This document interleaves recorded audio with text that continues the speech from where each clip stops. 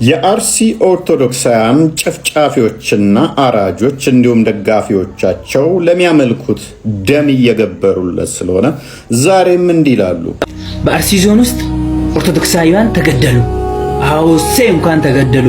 በአርሲ ዞን ውስጥ ቤተክርስቲያን ተቃጠለ። እሰይ እንኳን ተቃጠለ። ሲያንስባችሁ ነው። ሰላምታ አረሰውም።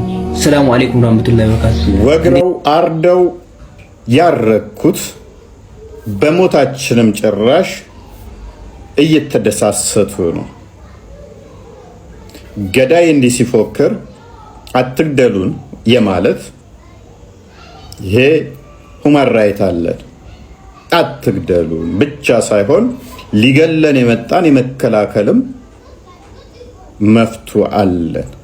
ስለዚህ ካሁን በኋላ እንደ ክርስቲያን ማንኛውም ክርስቲያን ሊያደርግ የሚገባው አትግደሉን ብቻ ብሎ መጮ ሳይሆን ቤተሰቡን፣ እናት አባቱን፣ እህት ወንድሙን ሊገል የመጣን አካል የመመከት የመከላከል ሊያጠቃህ የመጣን በሚገባው የማናገር መፍቱ እንዳለን ልታውቁ ይገባል።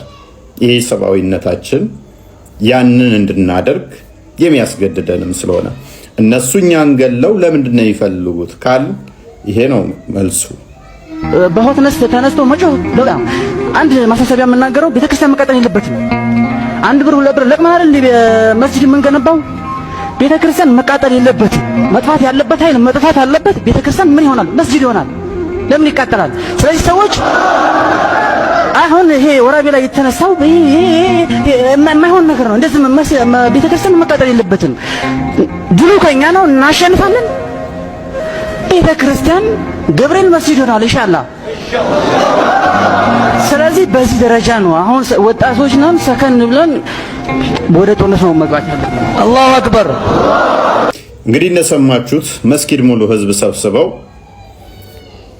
መሞት ያለበት ይገደልና ቤተክርስቲያኑን ገብርኤል ቤተክርስቲያን መስጊድ ይሆናል ሲል ሰምታችኋል። ታዲያ ትናንት ወዲያም እንዲሁ ነው የሆነው። አንደኛውን ቤተክርስቲያን አቃጠሉ፣ አንደኛውን ቤተክርስቲያን ዘረፉ፣ ምእመኑን ገደሉ፣ ምእመኑን እምሽክ አደረጉ። ከ300 በላይ ምእመን የት እንደገባ እንዲጠፋ እንዲፈናቀል ተደረገ። ይሄ ነው እየተካሄደ ያለው በስልት ኦርቶዶክሳውያንን የማጽዳት። አትግደሉን ለዓመታት ተባለ። አሁን አትግደሉን ሳይሆን ራሳችን አንገደልም ብለን እምቢ የማለት ህዝባዊ እምቢተኝነትን ኦርቶዶክሳውያን የማሳየት ጊዜያችን አሁን ይመስለኛል። እንዲህ ነው ደግሞ እያደረጉ ከአርሲ ኦርቶዶክሳውያንን ለዓመታት ካጸዱት በኋላ መሬቱን እንዲየተካበረካ የአርሲ ዞን የአሰላ ከተማ እንዲሁም የቲዮ ወረዳ የሙስሊሙን ህብረተሰብ ችግር ግምት ውስጥ በማስገባት ይህንን ሰፊ ሜዳ እምብርት ዋናው መንገድ ላይ የሙስሊሙ ተአምር ነው።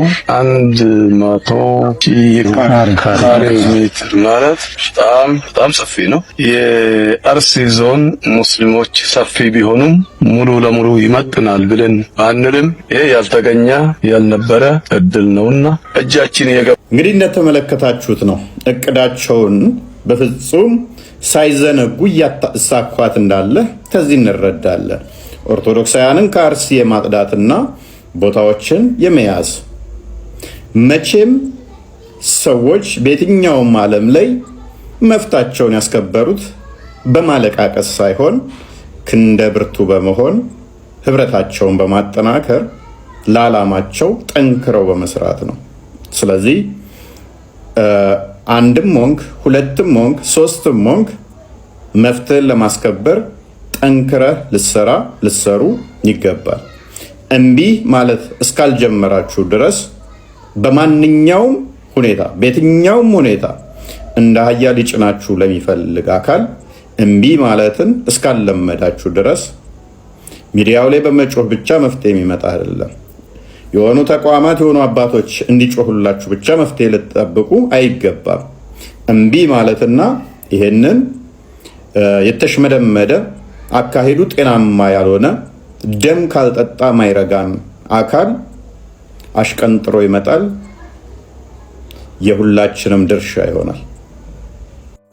በመጨረሻው ላይ ደግሞ ውጡ በማለት እኛ ትምህርት ቤት ዋለ። ከዛ ስንመጣ ቤቱ ዝግ ነው። ቦርሳችንንም እዛው ጥለን ደፍተራችንን እዛው ጥለን እጪ በመጣላት ተወርውረን ያለን።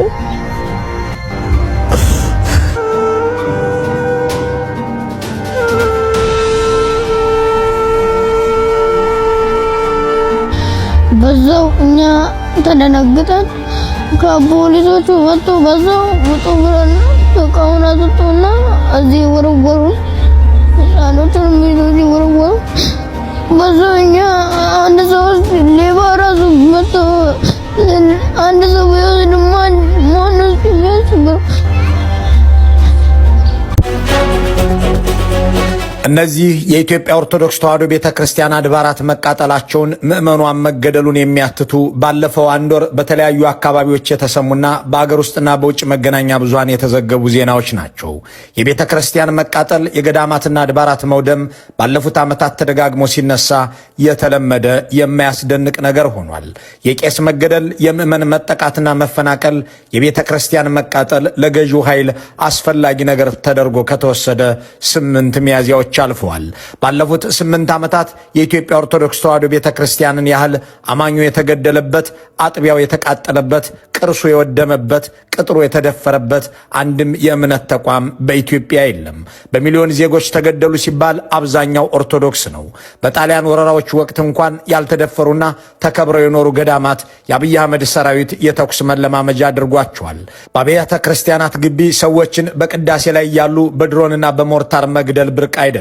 በራሳቸው በምዕመናኑ ጉድጓድ አስቆፍሮ ማስቀበርንም የአስተርእዮ ማርያም ንግስን ለማክበር በሚዘጋጁ ነዋሪዎች ላይ ከህፃን እስከ አዋቂ 115 ሰው በመደዳ ገድሎ አስከሬን እንዳይነሳ ማድረግንም አሳይቷል። ለዚህ የመራዊ ከተማ ነዋሪዎች ምስክር ናቸው። በማርያም ደንገላት ግቢና በአክሱም ጽዮን ደጃፍ ላይ በጅምላ ገድሎና አስገድሎ መቅደሱን በደም እንደሞላው የሰነደለት የተባበሩት መንግስታት ነው።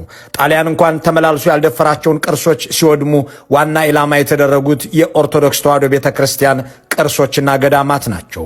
ላሊበላ ለከባድ መሳሪያ ድብደባ ተጋልጦ የነበረው ከአራተኛው ክፍለ ዘመን ጀምሮ በትግራይ ውስጥ ተጠብቀው የኖሩ የሃይማኖት ድርሳናት ለሻቢያ እንዲሰጡና በዓለም ገበያ እንዲሸጡ ሲደረግ የታየው ንብረትነታቸው የቤተ ክርስቲያኒቱ የሆኑ የትም የማይገኙ ቅርሶች ናቸው።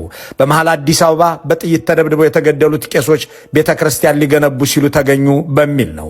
በወለጋ እጆቹ የፊጥኝ ታስረው የአብይ አህመድ ፎቶ በተሰቀለበት አደባባይ ላይ የተረሸነው አማኑኤል ወንድሙ ዲያቆን ነው። የወይብላ ማርያምን ታቦት አታስገቡም ተብለው በጥምቀት ዕለት በአገዛዝ ወታደሮች የተገደሉት ምዕመናን አዲስ አበባ አጠገብ ነው። በጅጅጋ ከተማ አብዴሌ ለማሰር በሚል ሰበብ በተላኩ የኦሮሚያ ልዩ ኃይል አባላት የተጨፈጨፉ የቤተ ክርስቲያን ምዕመናንና የተቃጠሉ አብያተ ክርስቲያናት አይዘነጉም። በሆረ ጉድሩ የተገደሉት ቀሳውስት አስከሬናቸው እንዳይገኝ መደረጉን፣ በዝዋይ ገዳማውያን በመደዳ እንዲረሸኑና ተዳፍኖ እንዲቀር መደረጉን፣ በአዳማና በሻሸመኔ በሽመልስ አብዲሳ ወታደሮች በቤተ ክርስቲያናት ግቢ ውስጥ ምዕመናን መጨፍጨፋቸውን ጨምረን ያለፉትን ጸረ ኦርቶዶክስ መንግስታዊ ዘመቻዎች ብንዘረዝር አንድ ጀንበርም አይበቃም። ባለፉት ሳምንታት የኢራን እስራኤል ጦርነት የከለለው የነዳጅ መወደድ ልብ እንዳይባል ያደረገው የአጀንዳ መደራረብ ጉዳይ እንዳይሆን ያደረገው ይኸው ጸረ ኦርቶዶክስ ጥቃት በአማራና ኦሮሚያ ክልሎች ቀጥሎ ከርሟል። ኢትዮ ፎረም የዘገበው በኋላም በዚህ በምስሉ ላይ እንደሚታየው ቢቢሲ የጻፈው መረጃ እንደሚያመለክተው በአማራ ክልል ደቡብ ወሎ ዞን በመሃል ሳይንት ወረዳ በሚገኘው የማርያም ገዳም ላይ የተተኮሰ የመንግስት ሞርታር ቅዳሜ የካቲት 28 ቀን 2018 ዓ.ም ከቅዳሴ በሚመለስ ህዝብ ላይ አርፎ የገዳሙ አበው መነኮሳት ዲያቆናትና የድጓ ተማሪዎች እንዲሁም ምዕመናን ተገድለዋል። በዘንድሮ ዓመት ደግሞ በተደጋጋሚ ኢላማ የተደረጉት የአርሲ ኦርቶዶክሳውያን ናቸው። በዓመቱ መጀመሪያ የጀመረው የካህናትና የምዕመናን ግድያ ቀጥሎ ከ3 ሳምንታት በፊት ህፃናትና አዛውንቶች በቤተ ክርስቲያን ግቢና ውጪ ተገድለዋል። እንዲህ ያለው ዜና ለኦርቶዶክስ ተዋሕዶ ቤተ ክርስቲያን የተለመደ እንጂ የሚያስገርም ሆነ አብቅቶለታል። እንዲህ ያለው መደፈርም 7 ዓመትን የከረመችበት ነውና ላይነገርም ይችላል። ጥያቄው ለምን የሚለው ነው። የብልጽግናው አገዛዝ ስለምን ቄስና ዲያቆንን ገዳምና አድባራትን በአጠቃላይ የኦርቶዶክስ ተዋሕዶ አማኞችንና ተቋሞቻቸውን ለምን ማጥቃት ስራዬ ይሁን አለ? የባንክ ሂሳብን ከመዝረፍ እስከ ምዕመን መግደል፣ ከገዳም መደብደብ እስከ ፓትርያርክን መስደብ ለምን አስፈለገው? ባሳለፍነው ዓመት መጨረሻ የተሰባሰበው የብልጽግና ደህንነት ምክር ቤት የዘንድሮውን ምርጫ የምንወዳደረው ከፖለቲካ ፓርቲዎች ጋር ሳይሆን ከኦርቶዶክስ ቤተክርስቲያን ጋር ነው፣ ቤተክርስቲያኗ የጠላቶቻችን ምሽግ ነች የሚል ድምዳሜ መያዙ አይዘነጋም። እናም እንደ ስልት የተያዘው ዘዴ ቤተክርስቲያኗ ተገደልኩ ተደፈርኩ እያለች መግለጫ እያወጣች በውስጥ ጉዳይ እንድትጠመድ ማድረግ ይመስላል። እንዳም ሆኖ ቤተ ክህነቱንም ተቆጣጥረናል የሚለው ብልጽግና የአርሲ ግድያን ለማውገዝ የሳይንትን ገዳም ጥቃት ለመኮነን የሚደፍር ጠቅላይ ቤተ ክህነት አልገጠመውም። በመሆኑም ገና ስልጣን ላይ እንደመጡ የቤተ ክርስቲያን ቃጠሎ እንደሚቀጥል ያወጁት ጠቅላይ ሚኒስትር በየአድባራቱ እያነደዱ ቀጥለዋል። ጠቅላይ ሚኒስትሩ ቤተ ክርስቲያን እየተቃጠለ ይቀጥላል ባሉት መሰረት ጄኔራሎቹም ቤተ ክርስቲያን ይመታል እያሉ ከዝዋይ እስከ ሳይንት፣ ከአክሱም እስከ አርሲ፣ ከጅጅጋ እስከ ወለጋ ይህንኑ እያደረጉ ቀጥለዋል። ቸርች ማቃጠል ነበር፣ ወደፊትም ይቀጥላል። ካሁን በኋላ ይመታል። ቤተክርስቲያን ውስጥ ከሆነ ቤተክርስቲያኑ ይመታል። መሳሪያ ይዞ ከመሳሪያ ከያዘ ጋር ተቀላቅሎ የሚመጣ ህዝብ በለው ወጣት በለው ምን በለው ይመታል አብሮ። ይህ ገና ከጅምሩ በእቅድ የተከናወነና በተነገረው መልኩ ታስቦበት የተፈጸመ ጥቃት እንጂ ዛሬ በድንገት በአርሲ በወሎ አሊያም በዝዋይ ወይም በወለጋ የተፈጸመ አይደለም። በእርግጥም የኦርቶዶክስ ቤተክርስቲያን በተቋሟና በምዕመኗ ላይ የተከፈተባት መንግስታዊ ጥቃት ጥልቅ ነው። ጥቃቱ አካላዊ፣ ሞራላዊ፣ ተቋማዊና ኢኮኖሚያዊ ነው። ጥቃቱ አካላዊ ነው ሲባል አማኞቿ በቤተ ክርስቲያኒቱ ግቢ ውስጥ በጥይት ተደብድበው ተገድለዋል። ገዳሞቿ በድሮንና መድፍ ተደብድበዋል። ገዳማውያንና አገልጋዮቿ በዘራቸው ተመርጠው ከገደሙበት ቦታ ከሚቀድሱበትም አድባር ተባረዋል። ሴቶቿም ተደፍረዋል ማለት ነው። ይህ ከአርሲ እስከ ወለጋ ከዋልድባ እስከ ማርያም ደንገላት ሆኗል። የአሜሪካ ኮንግረስ አባላቱ እነ ዲክ ካርተር ጄኖሳይድ ተፈጽሟል ሲሉ፣ እነ ሊዩናይስ ኢንስቲትዩት በትግራይ ህዝብ ላይ የዘር ማጥፋት ወንጀል ተደርጓል ሲሉ፣ ወጣም ወረደ በኦርቶዶክስ ክርስቲያኖች ላይ ጄኖሳይድ ተፈጽሟል እያሉ ነው። የተገደሉ ቀሳውስትና ካህናት አስከሬናቸውን አንሰጥም ያለ አገዛዝ ኦርቶዶክሳውያን አንሰው የሚኖሩበትን ብቻ ሳይሆን በዝተው የሚያመልኩበትን ሃይማኖታዊ ስፍራና ሰዎችን መግደል፣ ቤተክርስቲያኑን ይመታል የሚሉት ጄኔራል ያቀዱት፣ ቤተክርስቲያን ይቃጠላል ብለው ቃል የገቡት ጠቅላይ ሚኒስትር የተናገሩት በተግባር የተገለጠ ነው። በተያዘው ዓመት የታቀደላት የጥቃት እቅድ የወጣው ደግሞ ነሐሴ 2017 ዓ.ም እንደነበር መዘገቡ አይዘነጋም። አብይ አህመድ የሰበሰቡት የጸጥታ ካውንስል የዘንድሮን ምርጫ የምንወዳደረው ከፓርቲዎች ጋር አይደለም ሲል ደምድሟል። ፓርቲዎችን አጥፍተን የኛ ስጋት መሆን የማይችሉበትን ሁኔታ ፈጥረናል፣ የቀሩን ጥቁር ልበሱ እያሉ የሚጠራሩት ኦርቶዶክሶች ናቸው። የዘንድሮ ምርጫ የምንፎካከረው ከፓርቲዎች ጋር ሳይሆን ከኦርቶዶክስ ጋር ነው በማለት ስራዎች ሁሉ ከዚህ አኳያ እንዲሰሩም ጠቅላይ ሚኒስትሩ አዘዋል። የኛ ስጋት ሸኔም ፋኖም አይደለም፣ ኦርቶዶክስ ውስጥ የተሰገሰገው ፋኖና ወያኔ ናቸው ብለዋል። ይህንን ያሉት ለነ ብርሃኑ ጁላ፣ ለነ ደመላሽ ገብረ ሚካኤል፣ ለነ ሲሳይ ቶላ፣ ለነ ሬድዋን ሁሴን፣ ለነ አበባው ታደሰ፣ ለነ ጌዲዮን ጢሞቴዎስ ነው። አብይ አህመድ ጥቁር እንልበስ እያሉ የሚጠራሩ ፋኖች በማለት የኦርቶዶክስ ምዕመናንን ከገለጹ በኋላ ቀጣዩ ምርጫ ከነዚህ ኃይሎች ጋር በሚደረግ ፉክክር የሚከናወን ነው፣ ተቃዋሚ ፓርቲ የሚባል ጠፍቶ የቀረን እዚህ ውስጥ የተሰገሰገው ኃይል ነው እያሉ በተደጋጋሚ መናገራቸውን የሚገልጽ አንድ የስብሰባው ታዳሚ ለሳቸው ልክ እንደ ተቃዋሚ ፓርቲዎች እየተገደለና እየታሰረ መበተን የሚገባው ኢላማ መሆኑ የተቀመጠው የኦርቶዶክስ ተዋሕዶ ቤተክርስቲያንን ምዕመንና ራሷ ቤተክርስቲያኗ ናቸው ይላል። ይህንን ካሉ በኋላ እስከ ባለፈው ሳምንት ድረስ በኦሮሚያና አማራ ክልል አያሌ ኦርቶዶክሳውያን እንዲጨፈጨፉ ሆኗል። የቤተክርስቲያኗ ንብረቶች ወድመው የባንክ ሂሳቦችም ተዘርፈዋል። በዚህ መሰረት ባሪሲም በወሎ ምዕመን ሲገደል፣ ካህን ሲገደል፣ ገዳም ሲወድም ከርሟል። ገድሎም አስከሬን አይሰጥም። ይህ በምስሉ ላይ የሚታየው የቢቢሲ ዘገባ በኦሮሚያ ክልል በሆሮ ጉድሩ ወለጋ ዞን የኢትዮጵያ ኦርቶዶክስ ተዋሕዶ ቤተክርስቲያን ቀሳውስት ከተገደሉ ከቀናት በኋላም አስከሬናቸው እንዳልተገኘ የሚገልጽ ነው። የህዳር ማርያም ዕለት በ2016 ዓ.ም ቀሳውስቱ በሐራቶ ማርያም ቤተክርስቲያን ዓመታዊ ክብረ በዓል ታድመው ወደ ሻምቡ ከተማ እየተመለሱ ሳለ ተገደሉ። እስከዛሬ አስከሬናቸውን የሚሰጥም ጠፍቷል። ብልጽግና ሰው ገድሎ አስከሬን እንደማይሰጥ እነ ናሁሰናይ አንዳርጌ ምስክር ናቸው። አገዛዙ ኦርቶዶክሶችን መርጦ መግደሉና ማስገደሉ ሳይበቃው አስከሬናቸውንም አይሰጥም። ህዝቡም የሚለው ይህንኑ ነው። በቤተ ክርስቲያናችን ገብተው ሲገድሉ፣ በቅዳሴ ላይ ያለን ገብተው ሲረሽኑ ተመለከትን። አንድ የድጓ መምህር ሁለት ዲያቆን አውጥተው ከቤተ ክርስቲያን ዳርጀ ሰላም አስተኝተው ሶስታቸውን ሰዋቸው እንደ እግዚአብሔር ፍቃድ እንደ መድኃኒዓለም ሆኖ ያው ተርፌያለሁ። ከአዲሰን ወጣን። አዚያ ክርስትና ነበር። ጸበሏን እየቀመጥን ወሩ ተነሳ። አተነሳ በኋላ መጀው ጠፋነ ወጣነ ወደ በራፉ ቤተክርስቲያን በራፍ ስንደርስ መጀመሪያ ተደፉን ይዞ ያፈሙዝ መታን። አገዛዙ በድሮንም ሆነ በሞርታር ያወደማቸው አብያተ ክርስቲያናትና የገደላቸው ምዕመናን የደረሰባቸው ጉዳት አካላዊ ነው። አገዛዙ ሞራላዊ ጥቃትም አድርሷል ሲባል ቤተክርስቲያኗ ሰው የሌላት የሚከበርም አንድ አባት ያጣች ለማስመሰል ፓትርያርኩን ሳይቀር የታቦት ሌባ፣ የቅርስ ዘራፊ፣ ጦርነትን የሚቃወም ወንጀለኛ አድርጎ መናገሩና ማስነገሩ አይዘነጋም። በርቀ ሰበብ ከአሜሪካ ወደ አገር ቤት የወሰዳቸውን ከታጣቂ ድርጅቶች ጋር በሐሪናና በአስመራ ከፍ ዝቅ ሲሉ የነበሩትን ቂመኛ ጳጳሳት በጦርነት ላይ ከፊት አስቀድሞ በማሰማራት ኦርቶዶክስ ቤተክርስቲያንን ጦረኛና ታንክ ባራኪ፣ መድፍ መራቂ አስመስሎ አቀረባት። ክርስቲያኗ ምስል ጦርነት ይቁም በሚሉት ፓትርያርኳ ሳይሆን ጦርነት ይፋፋም በሚሉት በነ አቡነ ጴጥሮስ አይን እንዲታይና በሌሎች ኢትዮጵያውያንም ሆነ በራሷ ምዕመናን በጥርጣሬ በንቀትም እንድትታይ ለማድረግ ሞከረ። ምዕመናንም ለሰማያዊ መንግስት የተገዙ ናቸው ብለው ያሰቧቸው አባቶቻቸው ተክህኖ ለብሰው ታንክ ተራ ሲገኙ ተስፋ ቆረጡ። ይህንን እና አብይ አህመድና ዳንኤል ክብረት ውጤታማ ዘመቻ ሲሉ ይጠሩታል።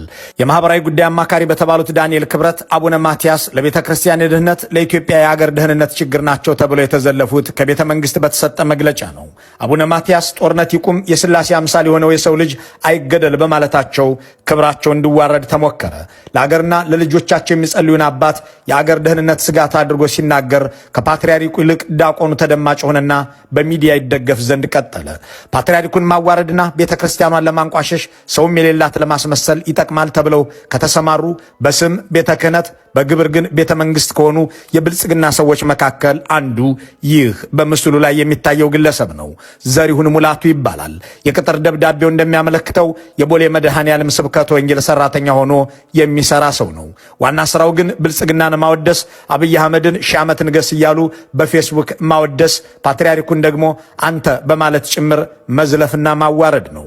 እነዚህ በምስሉ ላይ የሚታዩት የዘሪሁን ሙላቱ የፌስቡክ ጽሑፎች አብይ አህመድን ከዳንኤል ክብረት በላይ ተንበርክኮ የሚያሞግሱ አቡነ ማትያስን ደግሞ በርካታ ጸያፍ ቃላትን በመጠቀም የሚዘልፉ ናቸው።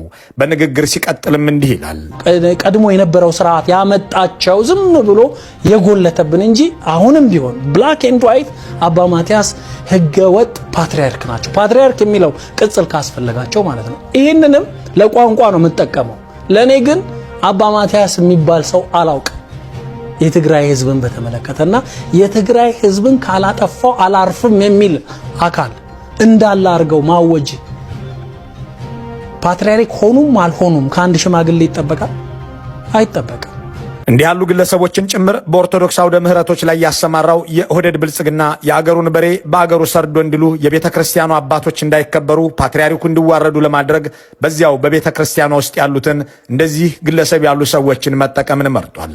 ፓትርያርኩ ለምን የመንግስቴን ጦርነት ተቃወሙብኝ ብሎ ከፊት ሆኖ ለመዝለፍ የተሰለፈው ይህ ግለሰብ ልክ እንደነ አራርሳ መርዳሳ ሰራዊት ባያሰማራም እንደነ ዳንኤል ክብረት በሚዲያ ግንባር ዘምቶ ከርሟል። የቤተ ክርስቲያኗን ጉልላት ማጥቃት፣ ኦርቶዶክስ ቤተ ክርስቲያን ሰው የላትም ማስባል ይችኑ ጥንታዊት ተቋም ለማዋረድ ያገለግላል ብሎ የሸረበው ደባ ነው። የቤተ ክርስቲያናት መቃጠል፣ የአድባራት መውደም፣ የምዕመናን መገደል እንደዚህ ግለሰብ ባሉ የቤተ ክርስቲያናቱ መዋቅር ውስጥ ባሉ ግለሰቦች ዲያቆን የሚል ማዕረግ በተሰጣቸው ዳንኤል ክብረቶች የሚፈጸም የኦህዴድ ዕቅድ ነው የሚያስብለውም ጉዳይ የታየው በውጤቱ ነው።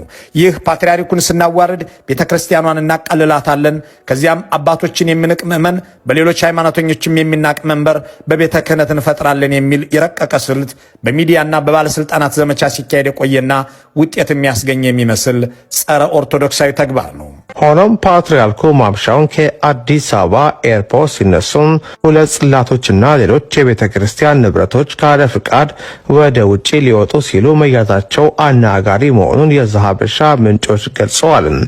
በቪዲዮ ጭምር ለዘሀበሻ የደረሰው ጥብቅ መረጃ እንደሚያሳየው ፓትርያርኩ ወደ ውጭ ሲወጡ አብሯቸው የሚሄድ ማንኛውም ነገር በሚመለከተው አካል ቀድሞ ፍቃድ ሊወጣለትና መሸኛ ደብዳቤም ሊኖረው የሚገባ ቢሆን እንዲህ ያለው ማዋረድ መንግስት መር ሆኖ የዘለቀ ነው። በመንግስት የደህንነት ሰዎች ቪዲዮ እንዲቀረጽ ተደረገ። አቡነ ማትያስ ታቦት ሰርቀው ሲወጡ ተያዙ ተብሎም እንዲህ ባሉ የአገዛዙ የፕሮፓጋንዳ ጉሮሮዎች ተሰራጨ። ይህ በአማኙ ዘንድ አባትህ እንዲህ ያሉ ሌባ ናቸው ብሎ ተስፋ ለማስቆረጥና ጥርጣሬ እንዲያሳድር ማድረግ፣ በሌላው የህብረተሰብ ክፍል ደግሞ ቤተክርስቲያኗ እንድትናቅና እንድትዘለፍ በር ለመክፈት ያለመ ነበር። ከዚያ በኋላም ከቤተ መንግስት ጸሎትና መመሪያ የሚሰጣቸው ሐሰተኛ ነቢያት የኦርቶዶክስ ቤተክርስቲያን እሴቶችና ታሪኮች ላይ ዘመቻ ሲከፍቱ ተስተውሏል። ሐቀኛ ወንጌላውያን ለሀገራቸው ሰላም መሆንና ለወገናቸው ድህነት የሚጸልዩ የወንጌል አማኞች የበዙ ቢሆንም ጩኸታችን እስከ አርያም ይሰማል ብለው የሚመኩ ፈሪሳውያን ግን በኦርቶዶክስ ተዋሕዶ አባቶችና እሴቶች ላይ ዘመቻ ሲከፍቱ አላወላውሉም። ይህ ኦርቶዶክስን ስናፈርሰው ኢትዮጵያን እናፈርሳታለን ብሎ የሚያስበው የተገንጠሉልን አዳነች አበቢያዊና ብርሃኑ ጁላይ መንፈስ አብይ አህመዳዊ ተልእኮ አካል ነው። እንዲህ ያለውን ዘመቻ አካሄደው ቤተክርስቲያኗን በሞራል የተናቀችን ማስመሰለው ለመስራት ካደረጉት ጥረት ጎን ለጎን አካላዊ ጥቃት ሲደርስም ምዕመኗን አይተዋል። በታቦታት ፊት ምዕመናን በጥይት ተደብድበው የሞቱት በብልጽግና ዘመን ወይ ብላ ማርያም ነው። ጮክ ብሎ መነጋገርን እንኳን በማይቻልበት የቤተ ክርስቲያን ቅጽር ውስጥ በስናይፐር ቄስና ዲያቆን ቀዳሽና አስቀዳሽ የተገደሉት በአዳማ፣ በሻሸመኔ፣ በጅጅጋ፣ በወለጋ፣ በማርያም ደንገላት፣ በአክሱም ጽዮን ደጃፍ፣ በመራዊና በወሎ እንዲሁም በመሰል ቦታዎች ነው። በባለፈው ወር በአርሲ የተካሄደው ጭፍጨፋ ደግሞ የመጨረሻው ሳይሆን የቅርቡ ነው። የብልጽግናው አገዛዝ በኦርቶዶክስ ተዋሕዶ ቤተክርስቲያን ላይ የከፈተው ጥቃት በተለያዩ ዓለም አቀፍ መገናኛ ብዙሃንና የመብት ድርጅቶች እንዲሁም በአሜሪካ ኮንግረስ አጀንዳ ሆኗል።